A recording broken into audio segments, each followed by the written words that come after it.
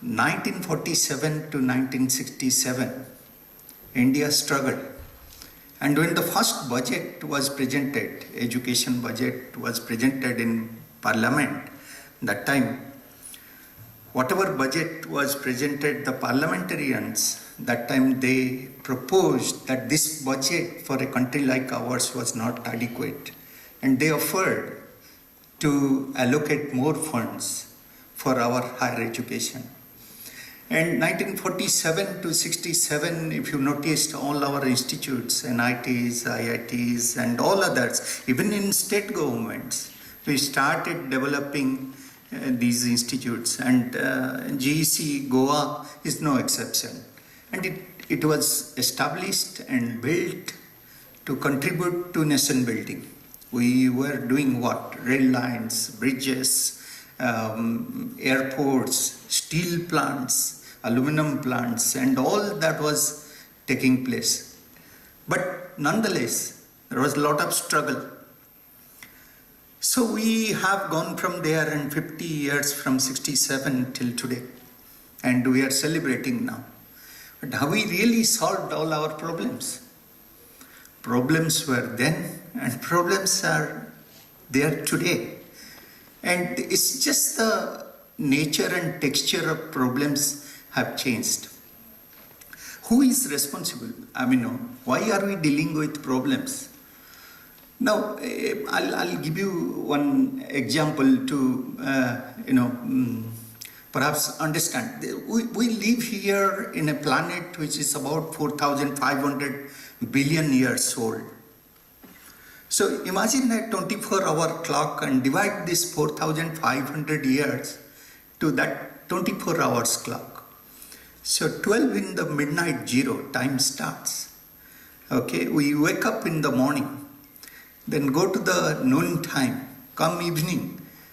Then at the night around 11 o'clock, first insect appears on our planet in a 24-hour clock, 4,500 billion years. So from 11:30 first insects appear, and around 11:45 and 47 dinosaurs come and perish just within 2 minutes. That's what happens. And very close to midnight, it's just blink of your eye, humans appear. This is in the whole 24-hour clock, it's just a blink of an eye, plus, say, second. But look, the kind of problems that we have created, from global warming to hunger to food to whatnot, this is mind-boggling. Therefore, all these problems that are there today, it's our own making. We cannot escape that.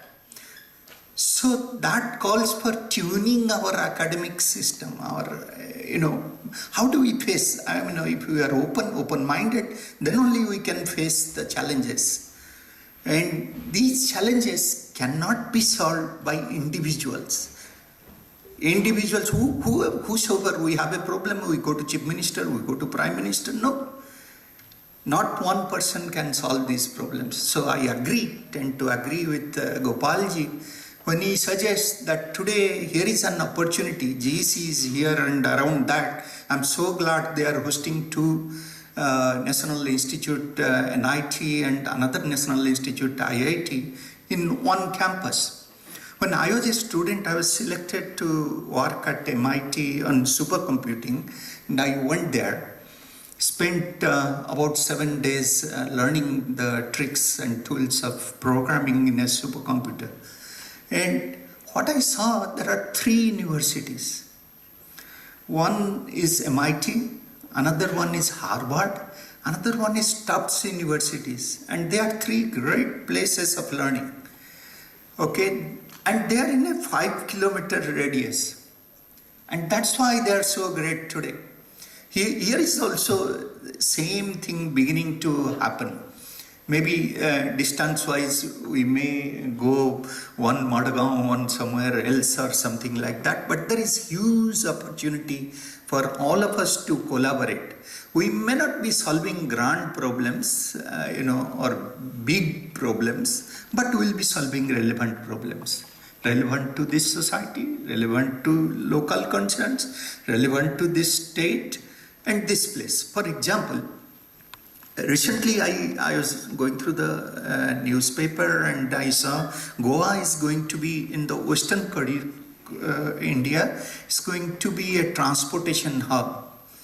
Now that's good news. But look at India's academic program. Anywhere, nowhere you will find that logistics is a center or is a topic or as a subject taught to our students. You go anywhere, look at our ports. Can they haul, say, vessels weighing 2 lakh tons? No.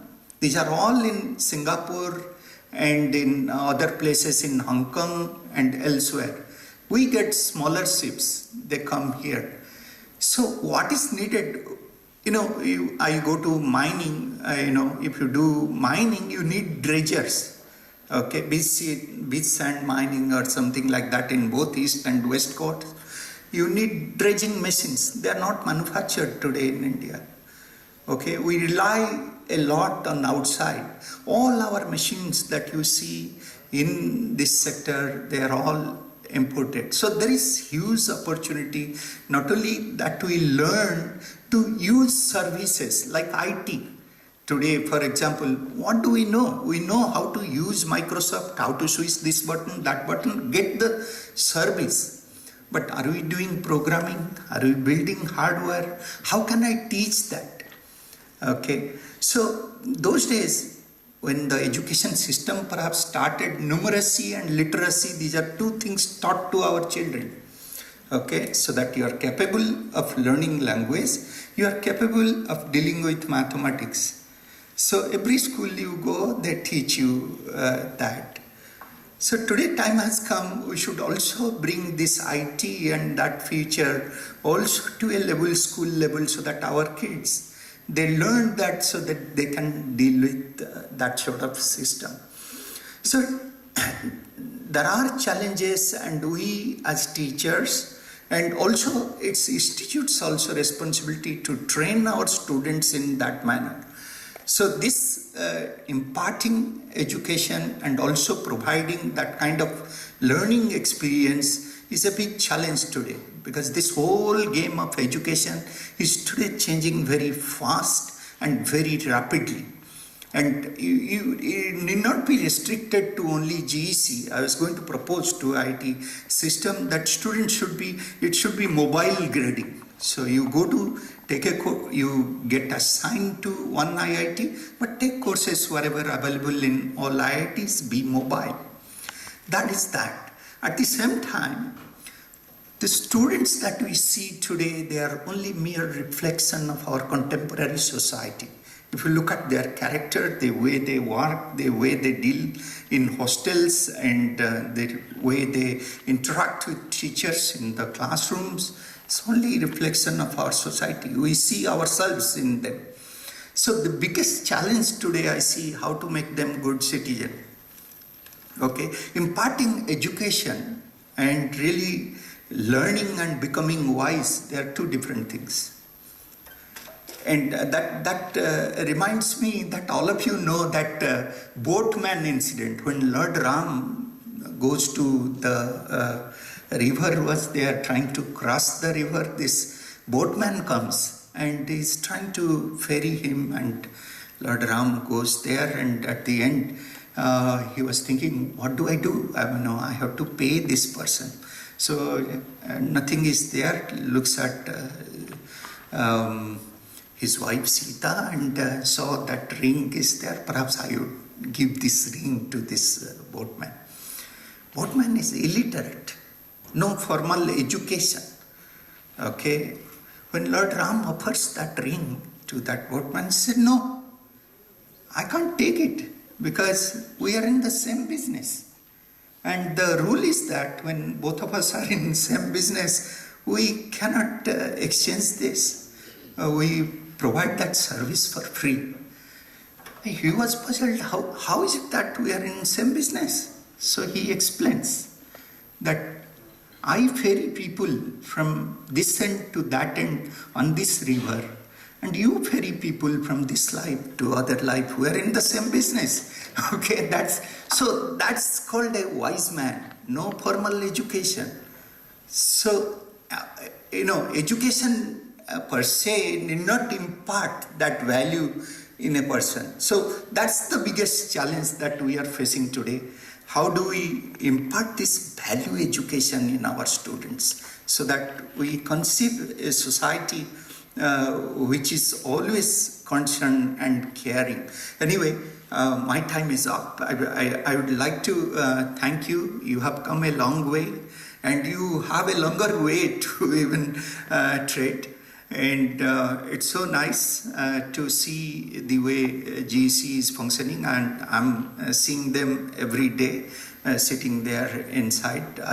On this great occasion, I wish you all the best for your bright future. Thank you very much. Thanks for having me.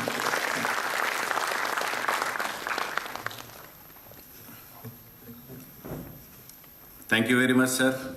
We highly appreciate your outstanding address, and we are grateful for the time and effort you took to share your thoughts and experiences.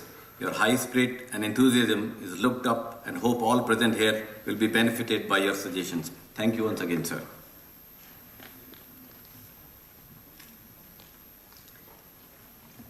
Well, may I now request the Chief Guest, Honourable Member of Parliament, South Goa, Advocate Narendra Savaikarji, to address the gathering, please. But I would just take a fraction of a second, sir, please. Shri Narendra Savaikarji has always been associated with Goa College of Engineering, ladies and gentlemen, and has been motivating and guiding us, and he has been a driving force for us. So I had to grab a moment, sir, please.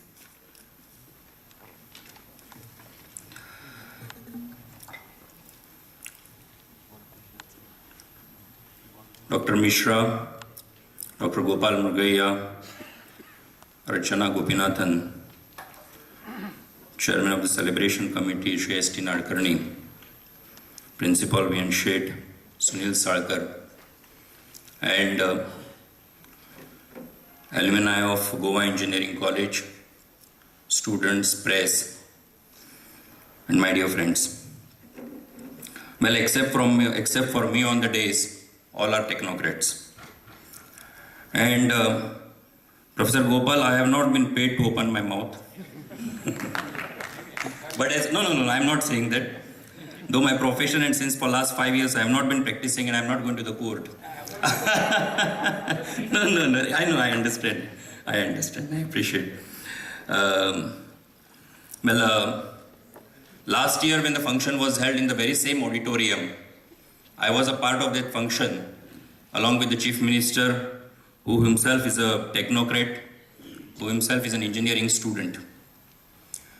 And I was wondering when Mr. Sungtankar told me that you are the chief guest of today's function. I said, see, I'm not an engineering student. And how can I address the engineering students who would be gathered over there? But I would like to share some of my thoughts when it comes to my mind, when we sit in as a parliamentarian, and we join and when we participate in various kinds of discussions in various committees. Technology is playing a very much important and a vital role in today's life. There are challenges, as Professor Mishra and Professor Gopal has rightly pointed out. There are challenges, and it is the technology which can meet all these challenges. There is a challenge regarding the urban and rural connect. There is a challenge regarding the empowering the rural India. You see, for last 1 month, I think this is the third function of the Goa Engineering College which I am attending. Few days back, I was in engineering college with regard to the inauguration of a students' council. Subsequent to that, I attended a workshop organized by the Goa Engineering College, the IT faculty of the Goa Engineering College, for the sarpanchas, panchas and all the elected representatives as well as from the rural area. And the workshop was organized with the title, with the subject, to empower the rural India, to improve the infrastructure in rural India. And friends, I would like to share with this August gathering, then when we go through the various kinds of reports of the Government of India as well as the various government institutions, we feel and we find there is still a lot to be done. When I go across in my constituency, when I go across the various parts in the rural part of my constituency, I still find that an institution, premier institution at a Goa Engineering College can contribute in various ways to improve the life and the infrastructure in the rural India and rural parts of my constituency also. Why I am saying my constituency? Because if I can share an experience, few days back I was in a village called Sange, many of you know it, and there is a place called as Saljini. Now the local panchas, the local sarpanchas who had been there, they suggested it to me.